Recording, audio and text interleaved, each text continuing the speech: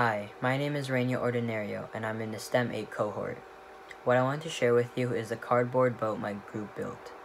We attempted to build a fast and stable boat for the cardboard boat race. Let me explain to you how this works. The main problem was that we had to design the boat to not sink, not fold up, and not tip over. I was in a team of 3 and we designed a successful cardboard boat. The more water we displaced, the more weight we could carry, so we had to measure the volume of the boat to see how much weight it could hold. Finding how much weight we could hold in the boat was simple, because 1 cubic centimeter equals 1 milliliter of water, which equals 1 gram. This was to find out if I was able to float on the water while inside the boat. We eventually found out that we could fit about 3 people in our cardboard boat. We also had to make the whole boat more stiff and firm. We did this by adding more layers on the floors and walls while making sure each seam is tightly sealed. We did this to make the boat more sturdy and less likely to bend. We also added this wall right here to prevent the boat from folding up into the middle. On top of making our boat, we had to make sure it did not tip. We made our center of mass, in which case was our captain, me, directly above the center of buoyancy. By having our captain evenly spread weight in the middle of the boat, it would make the boat more stable.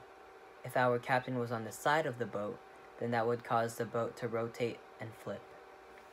The reason I like this project experience is the boat racing part. It was fun to build our final product and finally race it against other people's designs.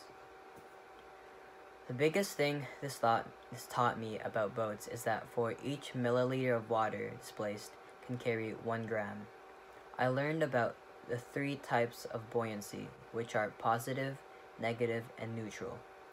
Positive buoyancy means that the amount of water displaced by the object weighs more or is more dense than the object itself, which causes the object to float. Negative buoyancy is where an object is more dense than the fluid it displaces, which causes the object to sink. Neutral buoyancy is when an object does not float or sink. This occurs when an object's weight is equal to the water it displaces. What's next for me is to learn about the engines of ships and how they operate. We used paddles for our boat race instead of propellers that most ships use to move forward. Also, I would like to gain an understanding of how big ships function in the ocean. Thanks for checking out my project.